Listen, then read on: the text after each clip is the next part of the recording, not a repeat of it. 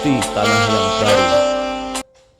Doa berikutnya dalam Kejadian 24 ayat ke-12 tadi dikatakan, Tuhan Allah Abraham, buatlah kiranya aku berhasil tercapai tujuanku pada hari ini. Tunjukkanlah kasih setiamu kepada Tuanku Abraham. Doa untuk mendapatkan kasih setia Tuhan.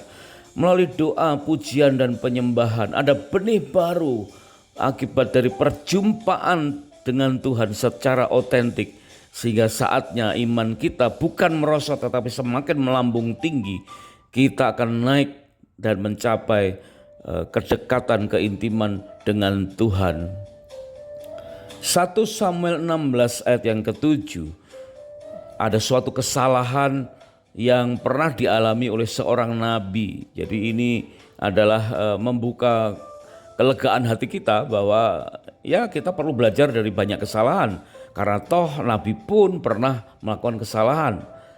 Dalam 1 Samuel 16 ayat ke-7 itu tertulis, tetapi Tuhan berfirmanlah kepada Samuel, jangan pandang rupanya atau parasnya atau perawakannya yang tinggi, sebab aku telah menolaknya. Bukan seperti yang dilihat manusia, sebab manusia melihat apa yang di depan mata, tetapi Tuhan melihat hati.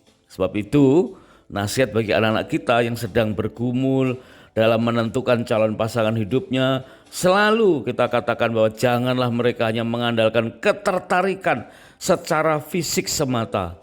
Unsur penampilan bisa jadi hal yang penting, tetapi bukan hal yang utama. Terlebih jangan hanya mengandalkan daya tarik pada pandangan pertama. Karena prinsip firman Tuhan adalah manusia melihat apa yang di depan mata, tetapi Tuhan melihat hati.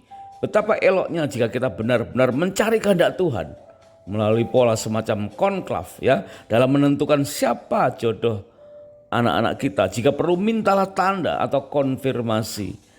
Di dalam Kejadian 24 ayat yang ke-14 sampai 21 tadi dikatakan merupakan konfirmasi yang diberikan Tuhan kepada hamba dari Abraham, yaitu kiranya terjadilah anak gadis yang kusapa dengan kata-kata ini, tolong miringkan kendimu atau buyungmu supaya aku minum. Dan ternyata benar-benar dengan hati yang terbuka ya, buyung itu dikosongkan untuk minum hamba Abraham dan 10 ekor unta. Itulah contoh doa dari hamba Abraham agar Tuhan memberikan tanda, dan contoh itu bisa kita adopsi sebagaimana pola konklav, yaitu untuk mendapatkan konfirmasi jawaban Tuhan dalam segala hal dalam perencanaan kita ke depan. Sarana bertanya untuk Tuhan, dan biarlah pola-pola konklav ini bisa kita praktekkan dalam kehidupan nyata yang lainnya. Ada banyak contoh-contoh yang menunjukkan bahwa pola semacam konklav itu sebetulnya sudah terjadi sejak lama.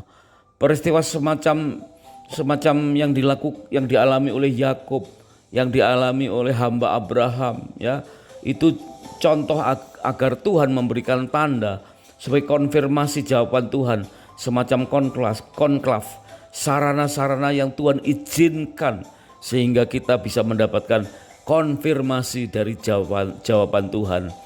Contoh-contoh penerapan pola konklav itulah yang perlu kita adopsi, yang perlu kita terapkan dalam seluruh segi kehidupan kita saat kita merancang sesuatu untuk hal-hal yang ada ke depan. Terima kasih sudah menyimak, dan kami sangat bersukacita jika episode ini dapat menjadi berkat, dan berkenan untuk subscribe atau like, dan silakan di-share ke pasangan yang lain. Kiranya Tuhan memberkati pernikahan dan rumah tangga kita dengan berlimpah-limpah. God bless.